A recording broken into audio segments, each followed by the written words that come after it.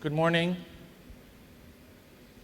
Thank you for joining us this morning. I know it's quite early, and we very much appreciate having you with us for what I think will be a very exciting discussion. We have this morning a star-studded panel to talk about a very important subject. But let me begin by introducing myself. I'm Khalid Al-Gindi. I'm a fellow with the Saban Center at the Brookings Institution, and I'll be moderating this morning's discussion on Arab opinion and identity.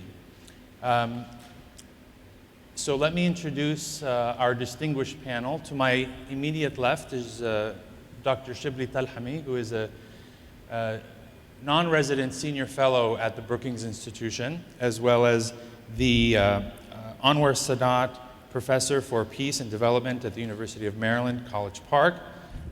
He has taught at numerous universities and is the author of many publications, including the best-selling book, The Stakes, America and the Middle East.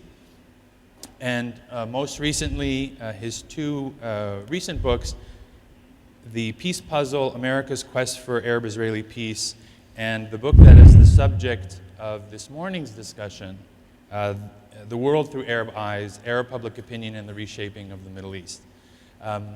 And then to his left, we have Rashad Hussain, who is the United States Special Envoy to the Organization of Islamic Cooperation, where he was appointed by President Obama in 2009.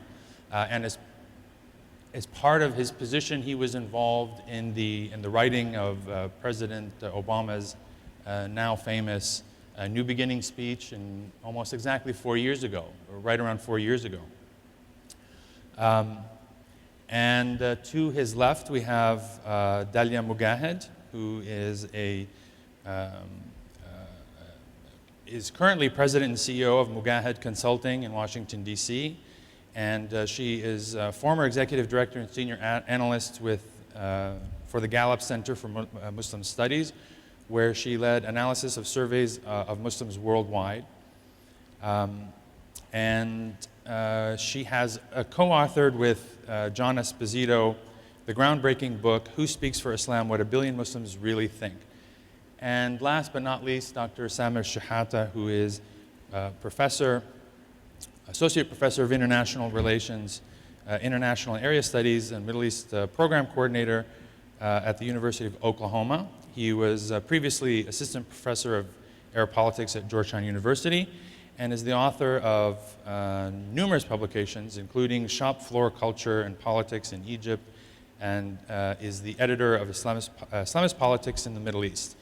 And with that, let us begin our discussion. I'm going to open with a question to Shibli. You've been around, obviously you've done polling for quite a long time. What compelled you to write this book at this moment? Well, thank you, first of all, for starting the conversation on this specific issue, because it allows me to put it in some context. I think now, with the Arab uprisings, few people doubt that Arab public opinion plays a role. But in fact, 20-some years ago, or even 10 years ago, there were many doubters, and there still are. And those doubters had to do with the fact that it's still a world of power and states and governments, and it is for sure. But what people have assumed is that therefore public opinion didn't matter, particularly when the Middle East was made up largely of authoritarian rulers. And yet, as I was studying the region and writing about it, and also writing about it from a power perspective, it was inevitable that I would notice that rulers in the region were behaving as if public opinion did matter.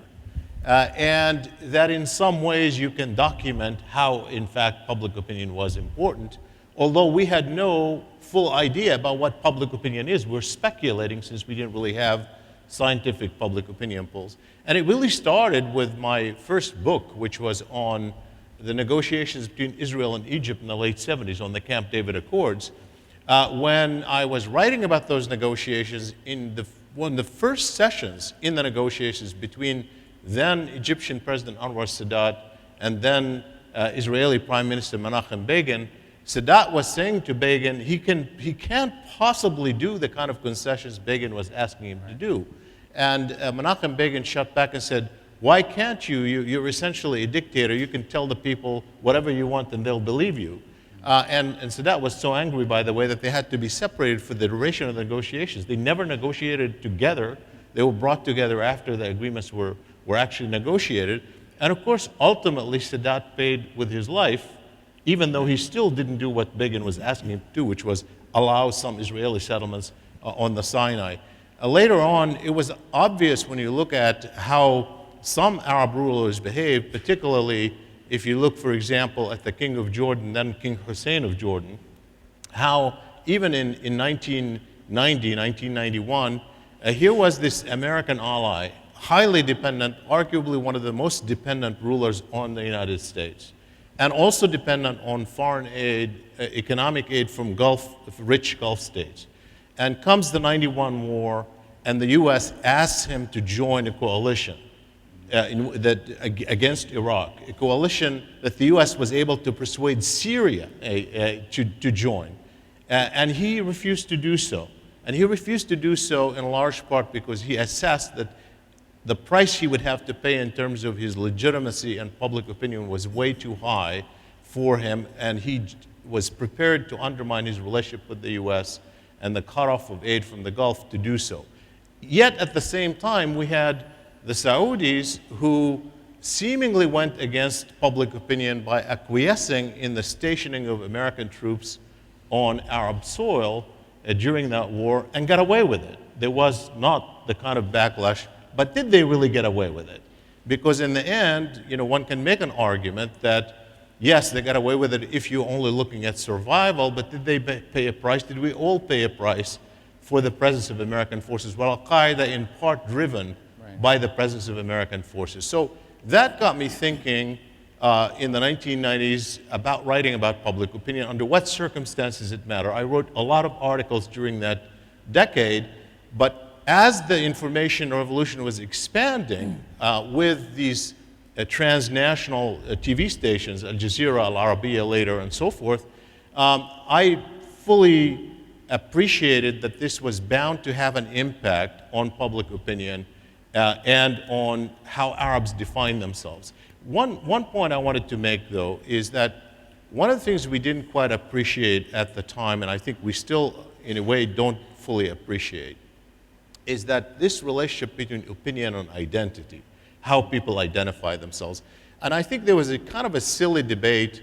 I call it silly up to a point. I mean, it's a serious debate, but really at some level superficial, which was, did the pan-Arab movement die with Nasser with the '67 war? Did people stop wanting to have Arabs being unified? Well, you can make that argument, but the fact is identity is much deeper than political movements. Right. So when an Arab says, I'm an Arab, they're not necessarily saying I'm ideologically Arab, or even that I envision unity, but the fact that they identify themselves as Arab or as Muslim has consequences. Why? Because when you say I'm an Arab and I'm a Muslim, while you're saying at the same time I'm an Egyptian or Jordanian or Saudi or Qatari, you are linking yourself to other Arabs and Muslims. That means that you care about what they think. Right. That means the narrative about what is good for Arabs, what's good for Muslims is central, not just for me as an individual, but also for government's legitimacy. And for that reason, I think foreign policy is always part of domestic policy in the Arab world. You can't separate the two. And that's what we sought to do by having these public opinion polls over a decade, trying to study this relationship between identity and opinion on the one hand, the media and how the media is influencing identity over time.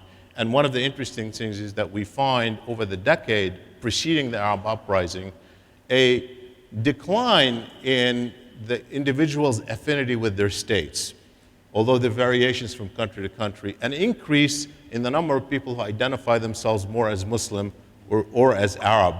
And even correlated to that is not just that you have more people identifying themselves in transnational terms. Those who identify themselves with the state are a minority. except in Lebanon. But even when you ask an Arab, you say, do you want your government, which is supposed to represent the people, the citizens of that government, do you want the government to serve the interests of its people, or do you want the government to serve the interests of Muslims or Arabs? And what you get is more than half say they want the government to serve the interests of Arabs and Muslims. Again, that puts foreign policy at center stage of the discourse in the Arab world. Shibli, I want to come back to this point about identity and public opinion a little bit later, but let me just ask you before we bring in some of the other panelists. I mean, obviously the Arab world is quite diverse. What is it that we mean when we talk about Arab public opinion? We know that Arabs have an enormous spectrum of views on religion, on democracy, and it varies from country to country and within countries, obviously among various demographics. So is there such a thing as, what do we mean by Arab public opinion? Is there a set of issues on which there is a firm consensus in the Arab world? Is there something distinctly Arab about public opinion in the region? First of all, I think we do mean by Arab public opinion more than one thing. We mean public opinion, first of all, right. Because a lot of people, whether it's Arab or not, whether it's Egyptian or Jordanian, a lot of people have, as I said, assumed that public opinion doesn't matter much in authoritarian rulers. So disregard it, work with rulers, and they can find a way to get the public online. So that's one thing. But I think when we talk about Arab public opinion, the question is there something common, a thread on major issues that you find across the Arab world? And I argue that there is. And you can see the commonalities, despite the differences on some issues, whether they're regional or sectarian.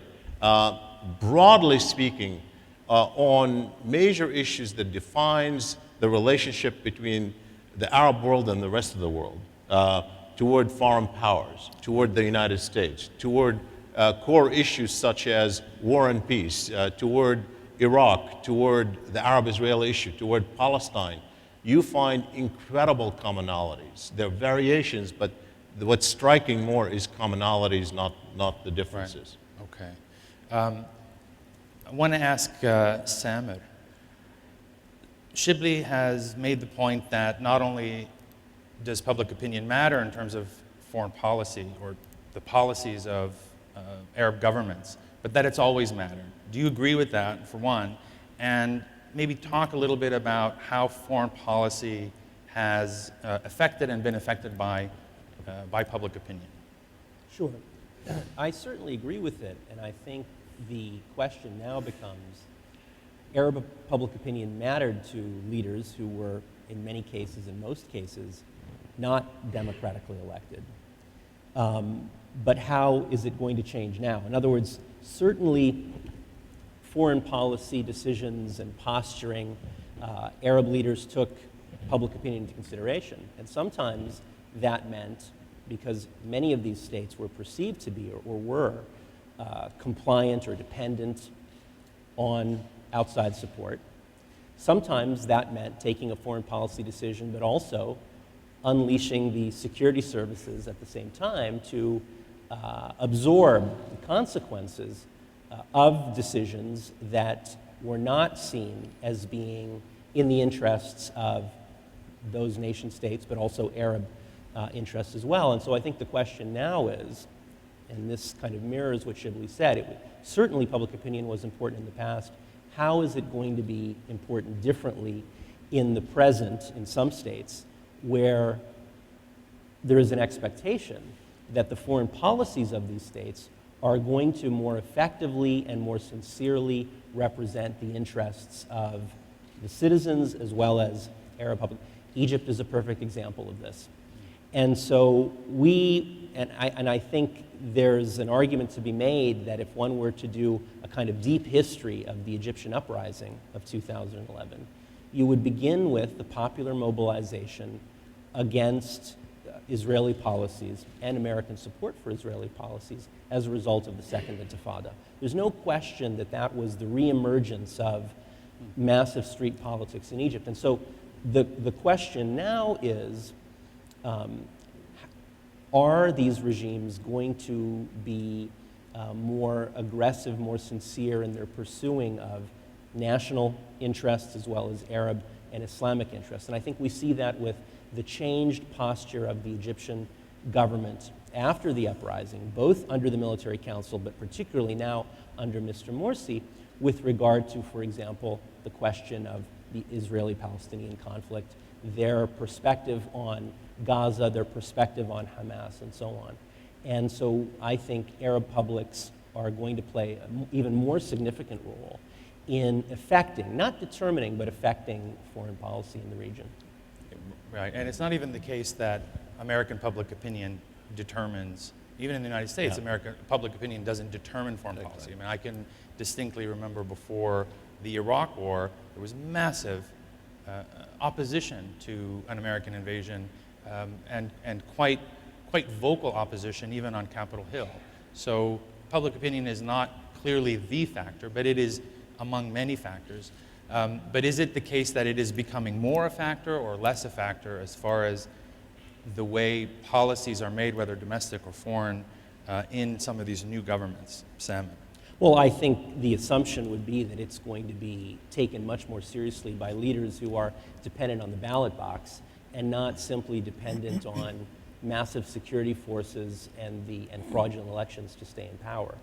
Now, at the same time, that doesn't mean that they don't have national interests, and they try to balance these things, certainly. But I think it's likely to be the case that public opinion is going to be taken into greater consideration when it comes to regional politics and foreign policy more generally. I'm going to ask you a little bit later maybe to elaborate on the point that you made in relation to the Israeli-Palestinian conflict and how that was a factor in the Egyptian uprising, or that part of the culture maybe that led to that point. I'm going to ask you at some point to clarify that, but I'd like to ask Delia. You've obviously followed public opinion for a long time. What do you see as, over the past 10 years, both before and after, before and since these various uprisings, what have you seen change in trends in Arab public opinion? Thank you. First, I want to say that I read Shibli's book and found it very useful and very interesting. So I think we all got a copy, and I would encourage you to take a look at it. I think it's an excellent piece of work. I think that there are two big changes that as I look at public opinion over the past 10 years that occurred. One is the relationship with the state, and two is how people are viewing their country or their relationship with the West more broadly and the United States more specifically. So on the first one, their relationship with the state, I think that more and more people, specifically in the Arab world, lost their trust and lost their reliance, or they're looking to the state to solve their problems. So one thing we looked at in the run-up to the Arab uprising was how people felt more and more controlled by the state, and yet more and more their needs not met by the state. So the state was neither an overprotective father, paternal figure that was not letting you do anything, but at least taking care of you, taking care of your health care, your schooling. It was the worst of both worlds. So if we, specifically, if we look at Egypt as an example, what we saw change over the past several years was that at the same time Egyptians felt that they were less and less free, they also felt less and less taken care of by the state. Their satisfaction with just basic state functions deteriorated year after year after year. So that famous social contract that we always hear about just disintegrated. And it set the ground for what we saw in 2011. The second thing that I think changed was the relationship between the United States, or rather between Arabs and what they saw as the outside world. I think that the key shift that I saw in Arab public opinion between the Bush years and the Obama years wasn't necessarily a huge uptick in the approval of the United States. It wasn't a quantitative difference, but it was a qualitative difference. There was a shift from a perception that Islam itself was under siege, the idea of a war on Islam. This was something that was widely believed. It wasn't just the propaganda of extremists. Unfortunately, majorities around the Middle East actually believed that the actions of the United States were motivated by just a hatred for Islam itself. And did you find that cut across various demographic groups, or was it concentrated among it actually did cut across various demographic groups, the educated, the young, the old. There wasn't religious, secular? Absolutely, religious or secular. What changed, I think that the key shift, though, is Obama has his detractors, and in some cases, approval of the United States has even gone down. Now, in most cases, it hasn't. It's either stayed steady or gone up.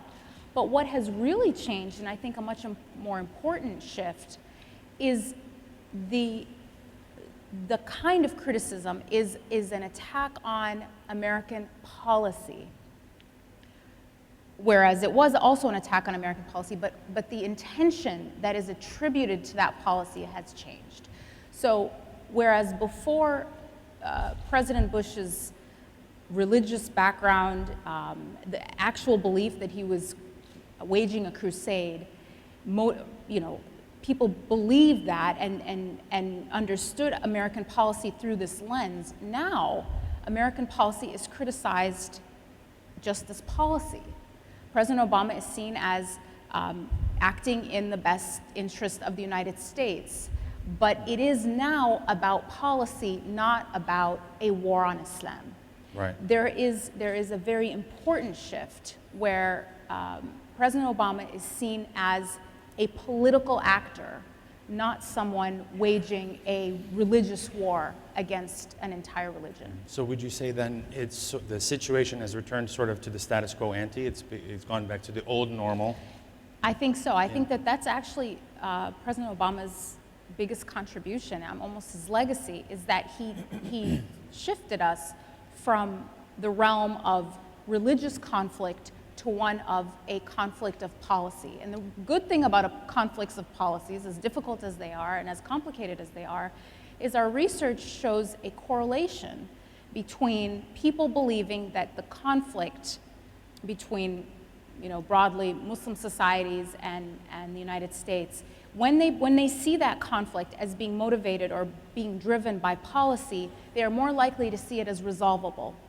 When they see it as being motivated by religion, they are more likely to see it as inevitable. Right. Let me ask Rashad on this very point. Obviously, you've traveled all over the Muslim world, all over the world, and you've come into contact with public opinion directly. What is, and as I mentioned before, you were part of the team that helped President Obama prepare the New Beginning speech and that vision that was articulated. What have you seen in those 4 years to indicate, has there been a shift, or where are we today as compared with January 2009? Well, thank you so much. Thank you to the organizers again for putting on a wonderful conference, and really thank you to my fellow panelists for all of your contributions, all the data. It's been very helpful to policymakers.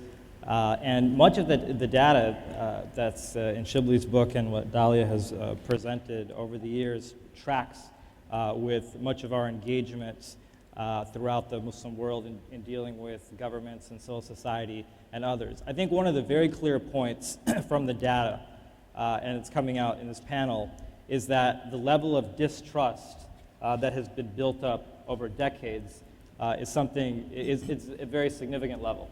And that's something that we recognized coming in. And so, oftentimes people look at that data and they'll take a look at these issues, and many of them are tough issues, and they'll say, you're really in a tough spot doing this type of engagement. But I remain optimistic about it for a few reasons.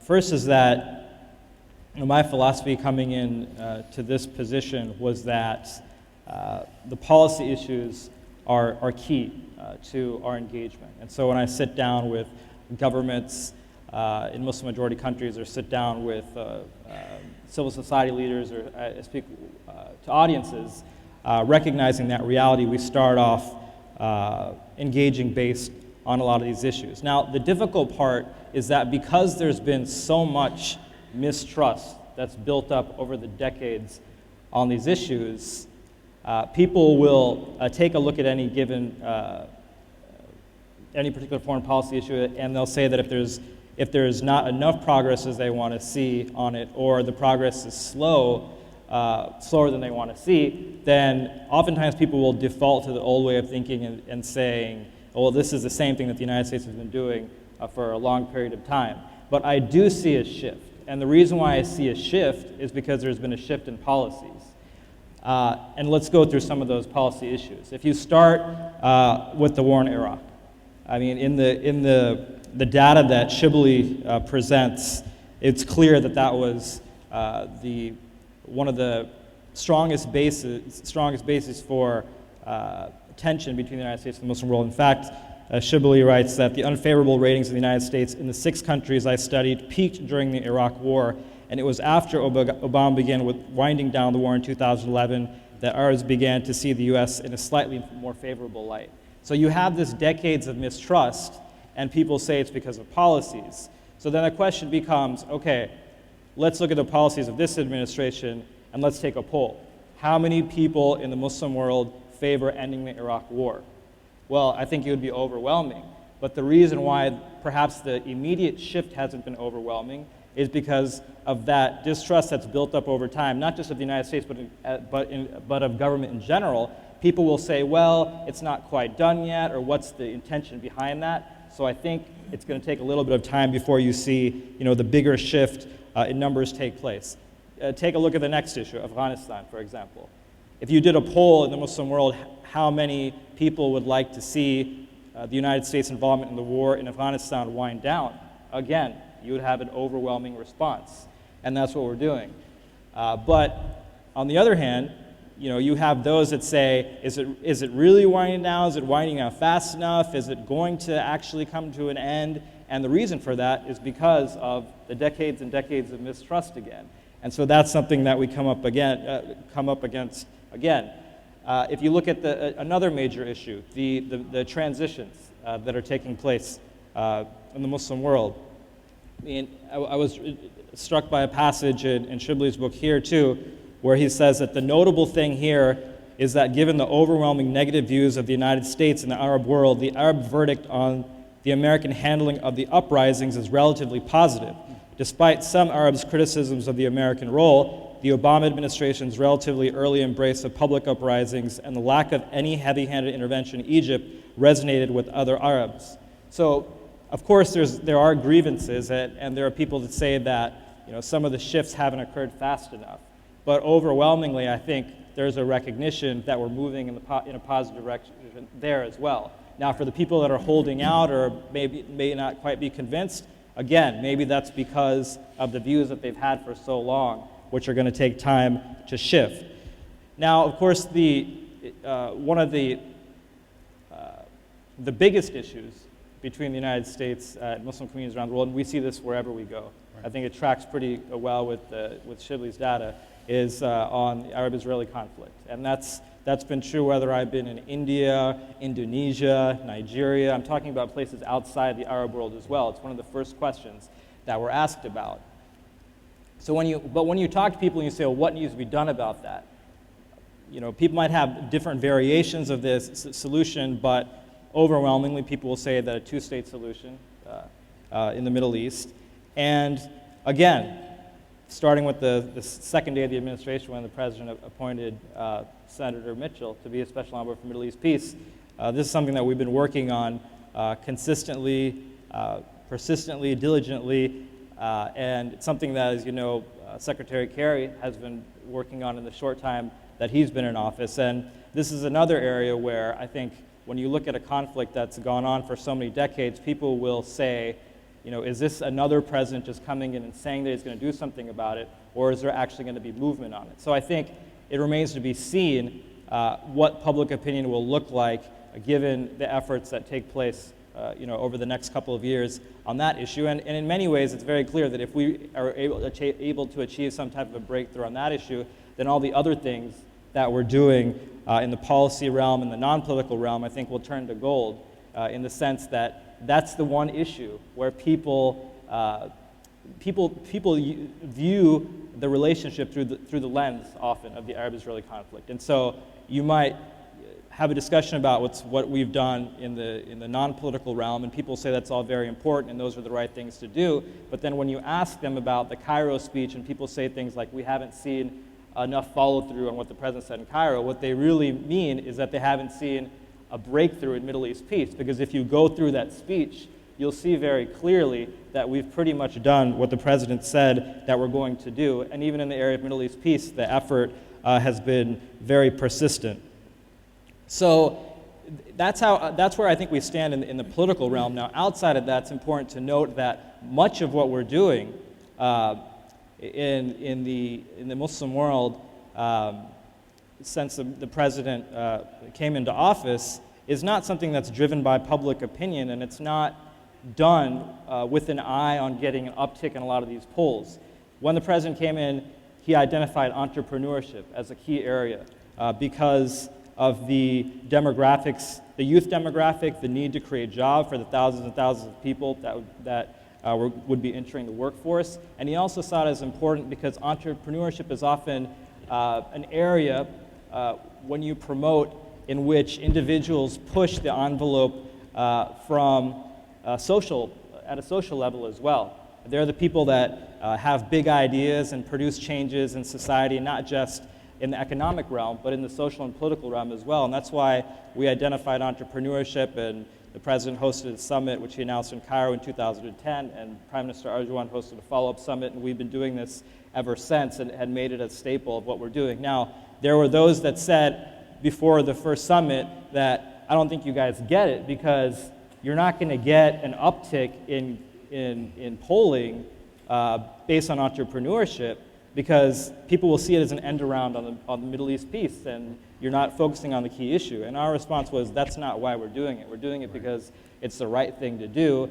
And there are certainly people that are spending all their time on Middle East peace, but you have to also plant the seeds in areas such as entrepreneurship, science, technology, health, and other areas that are going to be necessary for prosperity once we achieve a resolution in those political areas. And the final thing that I'll say, and I think it goes to Dahlia's point really well, is that since the president has come in, we've really made a strong effort to address the increase in anti-religious sentiments.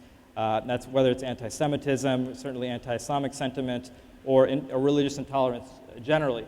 But I think sometimes people forget everything that's transpired over the last few years. I mean, we just since the president's come in office, there's been multiple occasions for the administration to speak out on these issues. Of course, there's the controversy over the establishment of an Islamic center near Ground Zero, and you can see where the administration came out on that. There's a controversy over what Terry Jones was trying to do. You can see where the administration came out on that. There was the film that came out last September, the Innocence of Muslims film.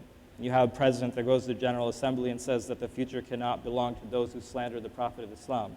You have congressional hearings that took place on the radicalization of the American Muslim community. And I think you saw a strong response on that issue.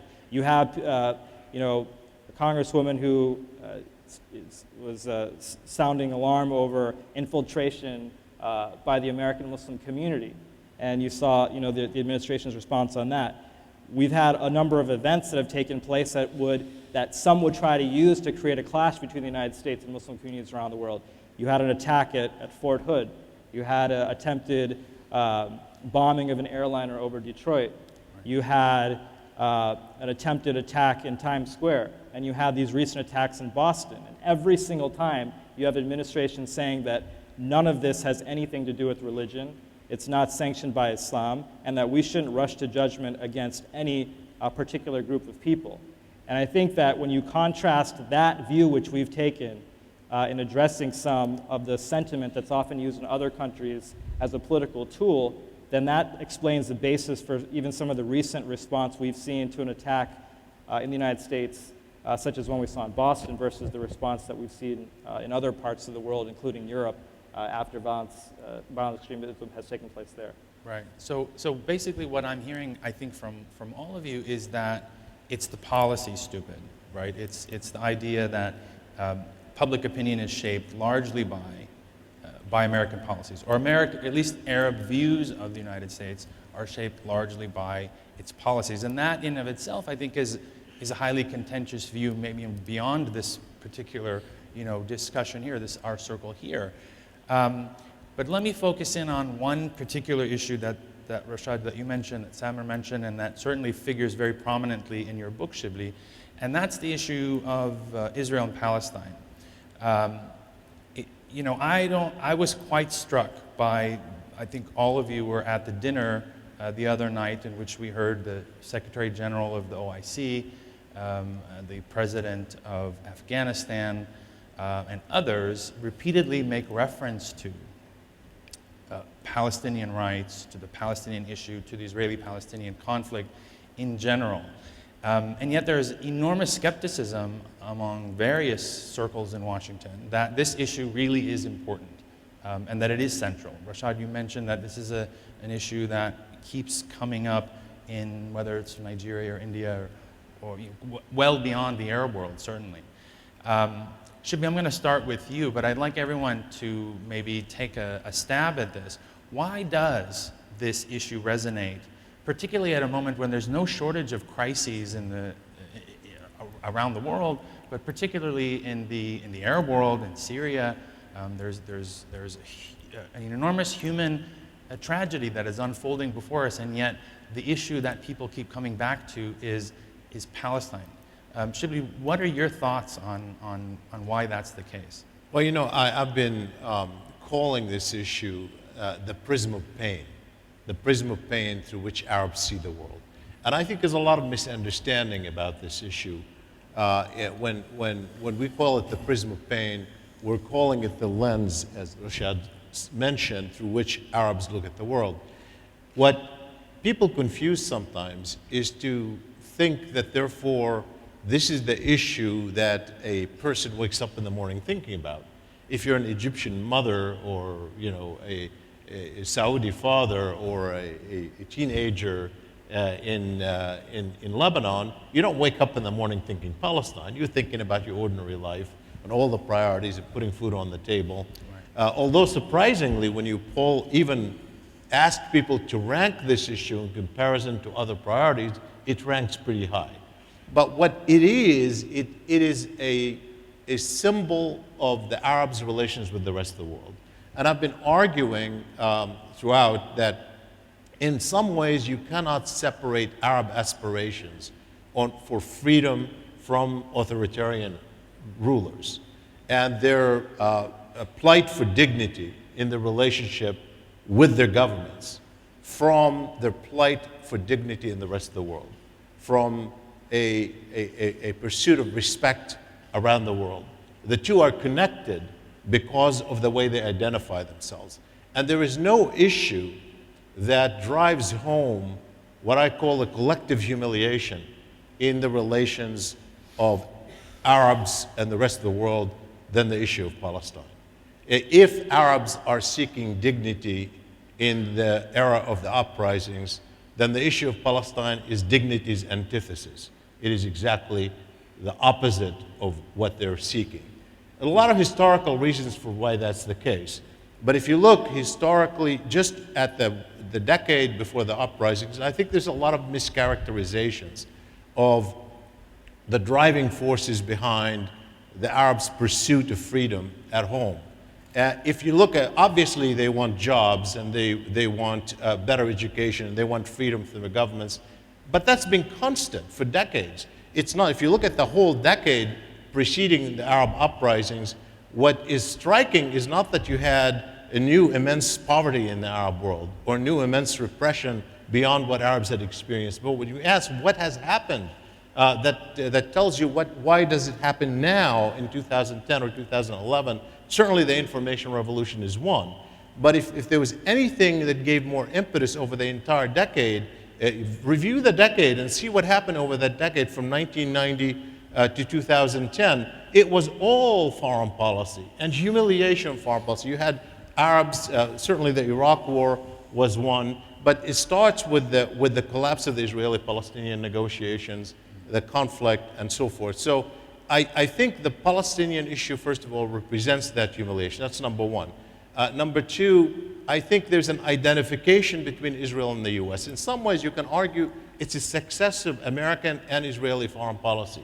There's a motto in Washington, also it is in Israel, that there should not be a light between Israel and the United States. That the US, so we rarely even, when you look at the references in the Arab world, Israel and the US are mentioned together in some ways. They're tied together, they're bound together. And so if you're an Arab and you're angry with Israel, you're inevitably angry with the US. It's impossible. In some ways, it's a part of the success of the projection of there's no light between Israel and the US.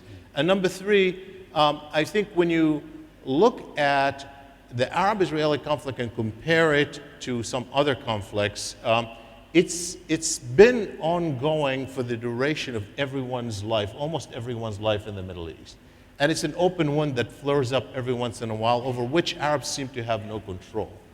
But finally, if you look at the pursuit of respect in the world that Arabs want, if you look at the Israeli calculation vis-a-vis the Palestinian issue, in the absence of Palestinian-Israeli peace, Israelis feel that war could happen any minute with any combination of Arab states. And so therefore, they feel they have to have total superiority over any combination of Arab forces or even Muslim forces in the Middle East, because that is part of their sense of insecurity as long as this conflict is unresolved. But on that, the US has total support, says we're going to give them the edge to have that superiority over the combined Arab forces, any particular contingency.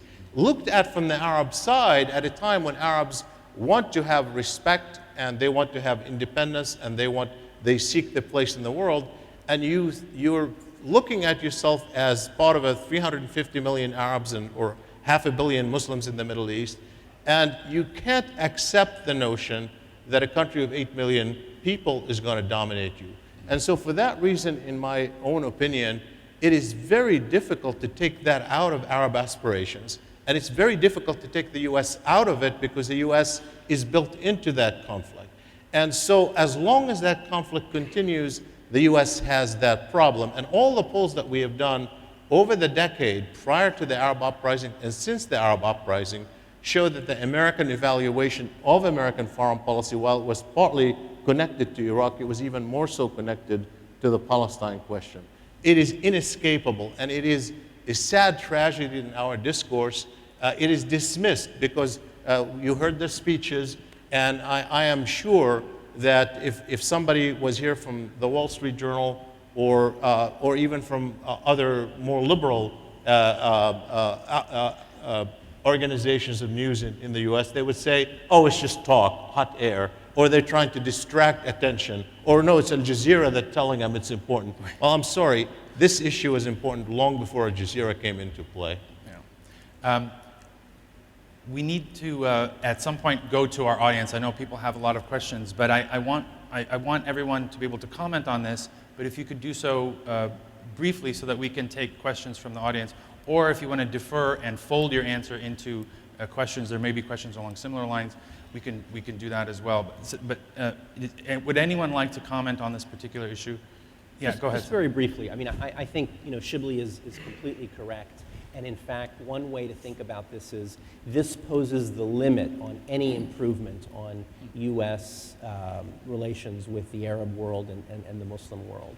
As long as there isn't significant change on this issue, that is going to pose a barrier to improvement in perceptions of the United States.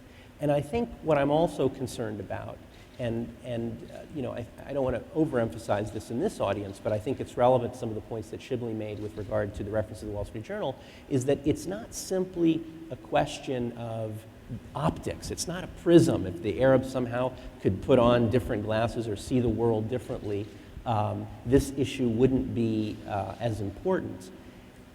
And it's not simply humiliation in a psychological sense. We're talking about real material dispossession, right? We're talking about occupation, we're talking about barriers to the freedom of movement and so on.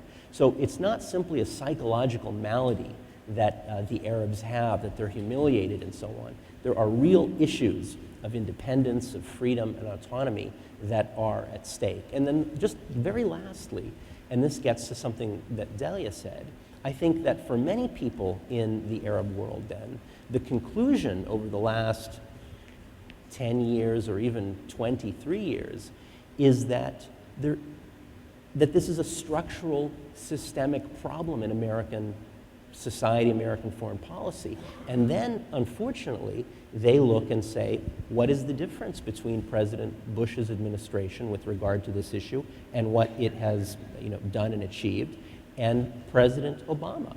There's no difference, in fact. And I think that should be very, very concerning.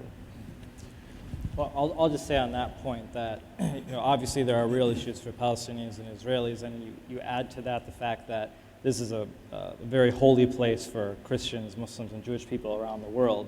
When you ask the question of why is everyone so focused on this issue, I think that's a part of the equation as well. Now, what we've done very differently, I think, than previous administrations is you have a president that comes in and recognizes that there's going to be ups and downs. This issue has been built up for so long, it's not going to be solved immediately, but you have a president that right when he comes into office gets started working on it.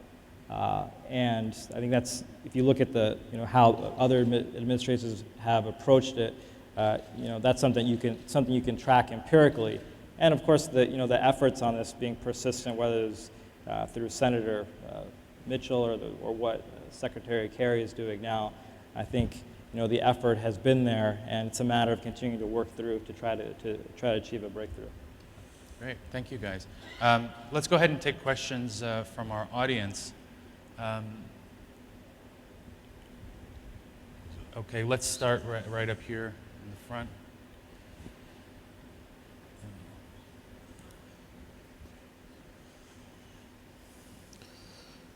This has been very informative in the conversations within the community of diplomats and religious leaders. This has been a continued point that we return to with a very, very eclectic gathering of people.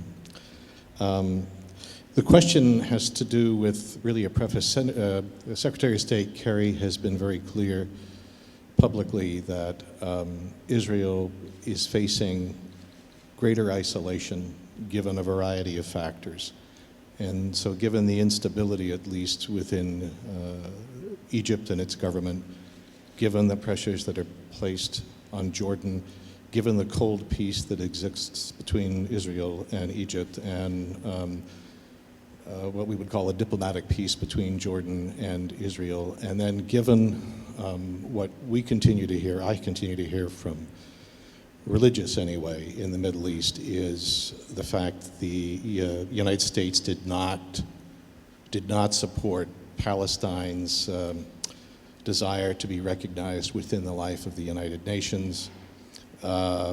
Israel continues to violate United Nations resolutions inter alia on the relationship of Palestine to Israel. I mean, we could continue to run this down. You know them all better than I do. What does all of this do in terms of the role that America is going to have to play, given, again, a very short timeline. And also going back to something that Rashad said, which is that religious in all of these Abrahamic faiths consider Jerusalem to be a holy city for all three faiths, not to be possessed, in a sense, by one. Let's take a couple at a time, since they might be connected. Imam Majid.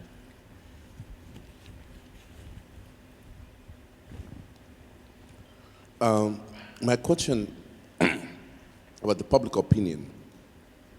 How much of the public opinion in a particular country, like United States, inform the decision of the leader against the public opinion in the Arab world? Like, what Americans think about particular situation inform and influence the President of the United States, no matter what Arab opinion is the domestic opinion versus external opinion, a public opinion in another country, in terms of informing public foreign policy. The relationship between domestic politics and foreign policy in terms of decision making. And Hala.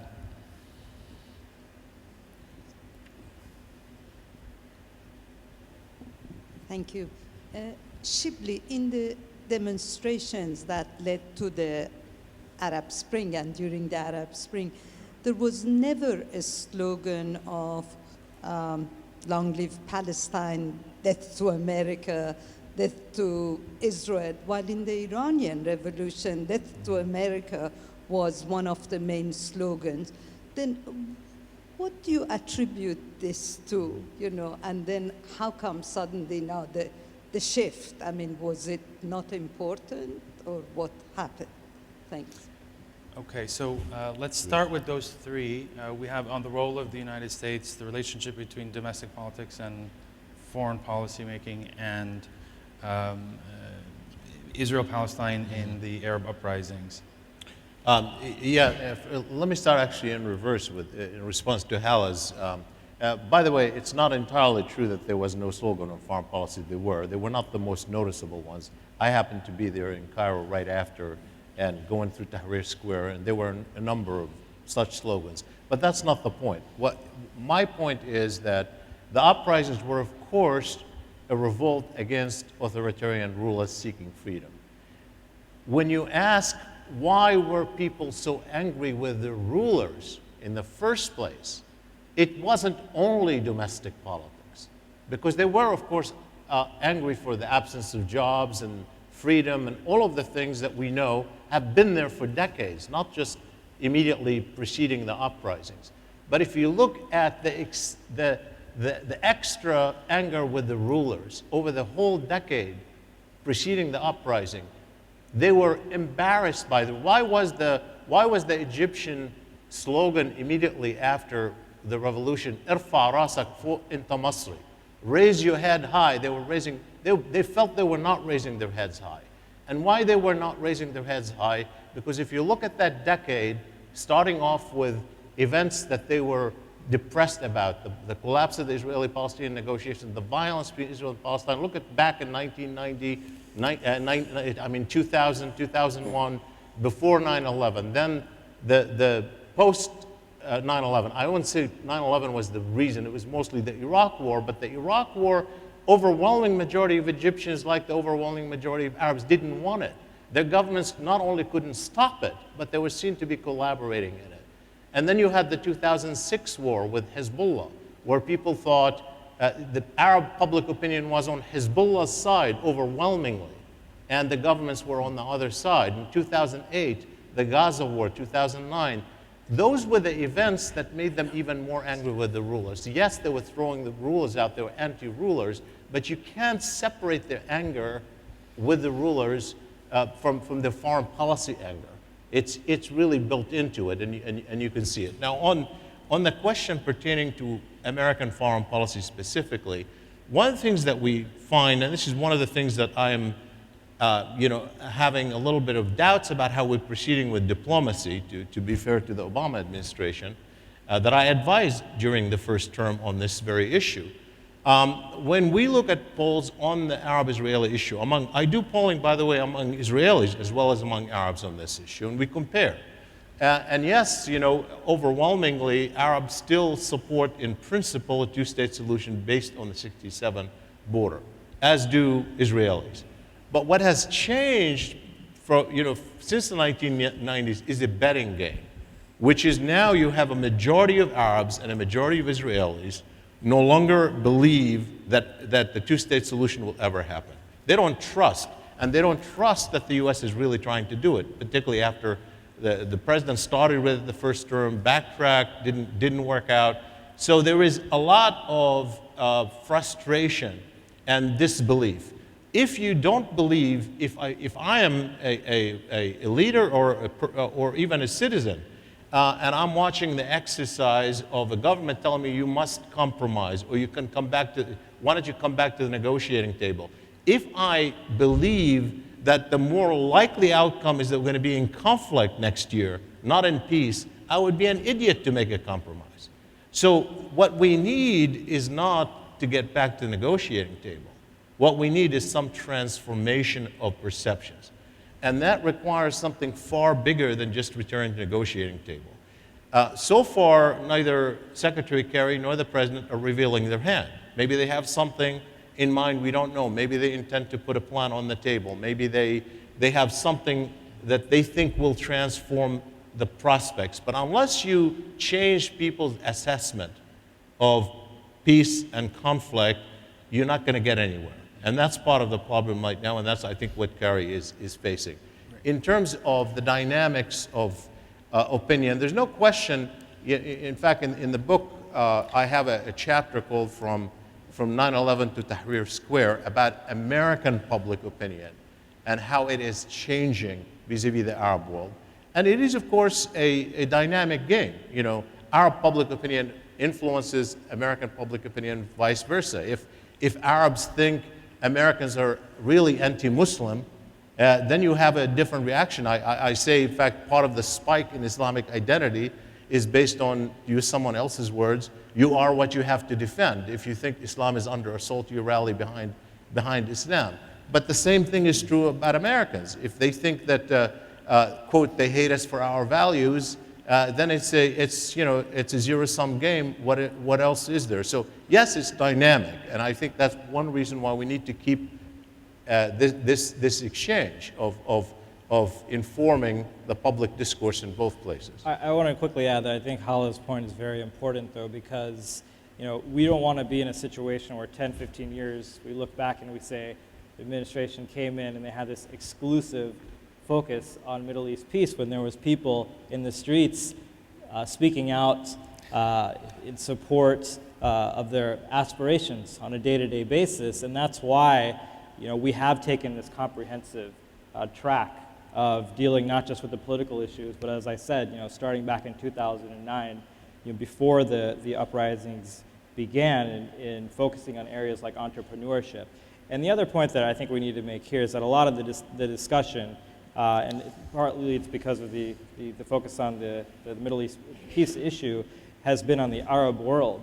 And we have to continually bring out the fact that this has been an important part of what we've been trying to do in our travels, is that this is around 20% of the Muslim world. And certainly this is an issue, the Arab-Israeli conflict is an issue that you're asked about all over the world, but it's important not to essentialize. You have the largest Muslim country in Indonesia. In India, you have the second largest population. You have the African continent, and it's important to make sure that we're addressing a whole range of issues, and rather than viewing the entire relationship through that lens. Dalia, can we just take another round real quick? I'm going to ask you, please make your questions very brief. I'm going to start with Cynthia, and then the gentleman, two people down, and then the lady up in the front. And then I'll give everyone a chance to say some closing remarks, because we have very little time left. Thank you very much. This is a fascinating panel. I have a question following up, particularly to Rashad, but anyone can answer. there hasn't been that much mention of the administration's responses to the Arab Spring. And my sense, and some of Dalia's research has followed this up, and certainly this is my sense from last December in the protests in Cairo, I kept hearing again and again, why has the US government abandoned the Egyptian people? And people comparing the policy towards the Muslim Brotherhood government exactly to the policy towards Mubarak. And I think the entrepreneurship efforts and everything are fantastic, but then you have things like Secretary Kerry waiving the human rights exclusion on the arms shipments and continuing to send them notwithstanding the continuing violations of human rights in Egypt. So how do you square that circle? Yes, sir. Hello, my name is Jasser Aouda. I'm on the Board of International Union of Muslim Scholars and Professor of Islamic Studies here in Qatar Foundation.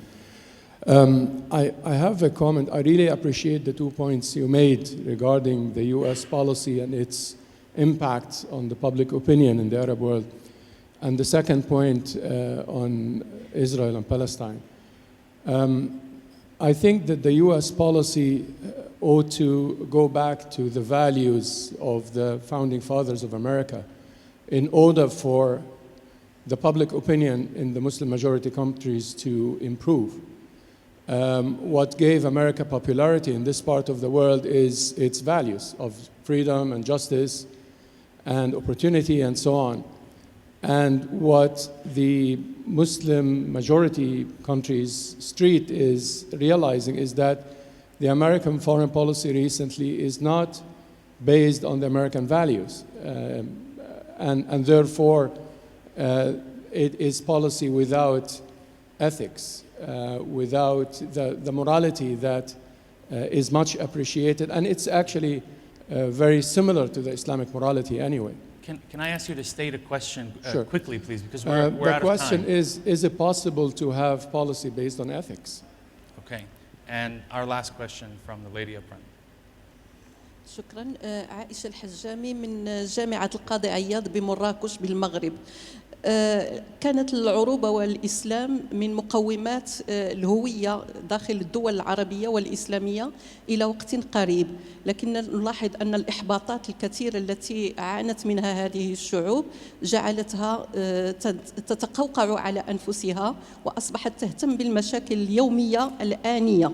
ولهذا فالانتفاضات التي عرفتها الدول العربية، ولا أسميها ثورات لأنها لا تكتمل فيها شروط الثورة، هذه الانتفاضات ركزت على محاربة الفساد وعلى محاربة الاستبداد. بل أكثر من هذا نلاحظ أن بروز بعض الهويات الجديدة التي قد تكون عامل تفرقة أو عامل تشتيت داخل بعض الدول، مثل الحال في الدول المغاربية، حيث أن الهوية الأمازيغية أصبحت تفرض نفسها، خاصة بعد أن أصبحت اللغة الأمازيغية إما لغة وطنية كما هو الحال في الجزائر أو لغة رسمية كما هو الحال في المغرب. طبعا الهوية هي متعددة المشارب والهوية هي متطورة أيضا، لكن عندما تقدم هذه الهوية الأمازيغية نفسها كمعارضة للهوية العربية والهوية الإسلامية، أعتقد بأن هناك خطر يجب أن تلتقطه الحكومات من أجل إعادة الثقة إلى هذه الشعوب، وخاصة فيما يتعلق بالقضية الفلسطينية، إذ رغم تقوقع هذه الشعوب على أنفسها إلا أن القضية الفلسطينية لا زالت تحرك الملايين من الجماهير العربية وتخرجها إلى الشارع. فهذه القضية التي يعني تعاني منها الشعوب العربية هي عقدة يعني يجب العمل على حلها في أقرب وقت. Dalia, I'm going to go ahead and ask you to begin the... I think this responds to a couple of questions, but there was this very brief but I think important moment in time right after the fall of Mubarak, where there was a tremendous amount of national pride in Egypt. People, I mean, were euphoric.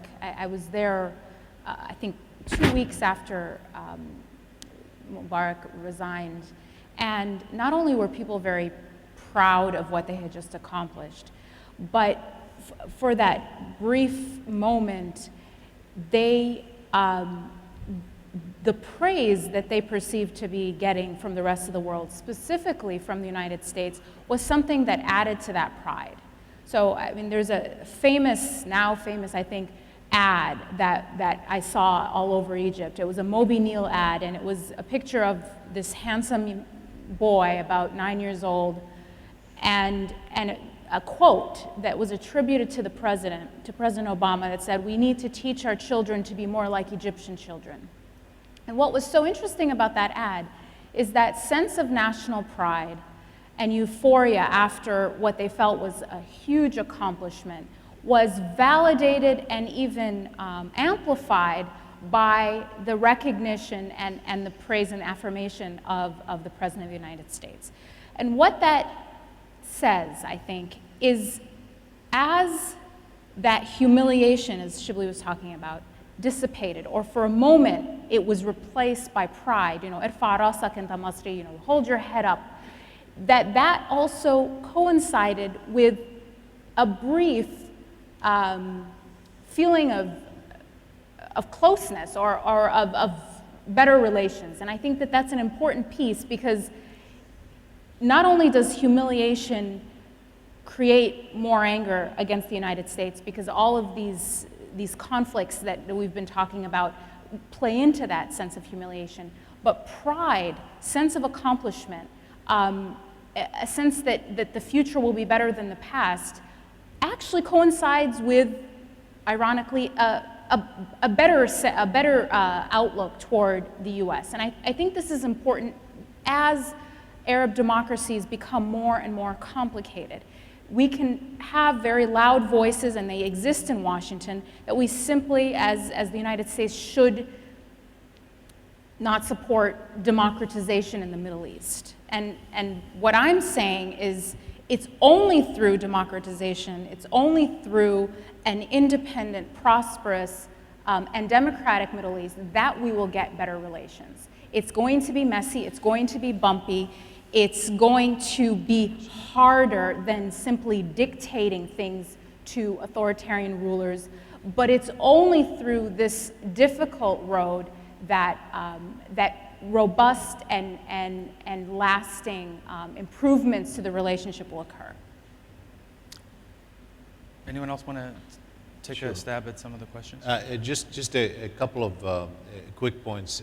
One on Cynthia's question pertaining, what position the administration should take in Egypt, and I think here I have to say I have to defend the U.S. on this one, and not because I don't think they're, I'm a liberal. I'd like to see liberal systems everywhere, but let's look at the kind of critique against the U.S. in prior years, saying, well, you want only when people are like you get elected, you support them, and now we finally have somebody else gets elected, and the pressure comes from the liberals that how come you're sticking with this regime that is not exactly what you want. I have a little problem with that, because I think you have to I don't think it's up to the U.S. to determine, regardless what happens in Egypt. The American role is minimal. I happen to think that the Obama administration had this one right. Don't make this about America in the first place, and the degree to which you can influence it is minimal. And I think that we have to understand, too, that in every place, whether it's on right or left, there's a struggle ongoing in every country. It's going to be in Egypt, it's certainly in a tragic way in Syria. It's going to go on everywhere, and people are going to want the superpower to be on their side, even if they don't agree with it, even if they might turn against it the next morning. They want help from the outside, and I think we have to be very careful in walking through that. Just one other comment on sort of this Arab frustration with the seeming inconsistency of American values. You say this and you do this. That, of course, is a problem with every country, particularly superpowers. But I think when you look at Arab public opinion expectations of the U.S., when you ask people, what do you believe drives American foreign policy? They have no illusion, and they never did, whether it was under Obama or under Bush. And they say, number one, the two top-notch, two issues that dominate the answer are protecting oil and helping Israel. And advancing, democracy, you get less than 10% saying that's an American objective. Advancing human rights, you get a similar number. People really look at the U.S. through a kind of a realist prism about what America is trying to do, and that I think is one reason why those remain the issues that matter most for evaluating American foreign policy. Just to add a point on the human rights question, is of course an area that we raise in all of our meetings and engagement with the Egyptian government and civil society. I think you saw the response to the recent NGO case and a statement in the Human Rights Council as well on that point. We also raised the issue of protecting religious minorities. Last year, I was with Imam Majid and a Coptic priest in Egypt, stressing the importance of the protection of the rights of the Coptic community there. And we've been working on a project with Islamic Society of North America and scholars throughout the region on protection of the rights of religious minorities. And they're looking at it particularly through an Islamic perspective because they realize that's what's persuasive to the people in the region, to make sure that Christian communities and others are protected in all these countries that are undergoing transition. It's actually, the discussions have really resonated with leaders that we've sat down with, including political leaders who have stated an interest in adopting a lot of the principles that are articulated by this group. Thank you, Rashad. Thank you, Shibli. Thank you, Delia. Thank you, Samer. And thank all of you for joining us this morning. Please join me in thanking our distinguished panel.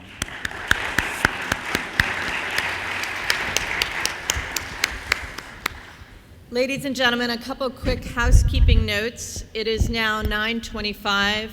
At 9:30, your working groups are resuming for their final sessions to prepare your recommendations to us.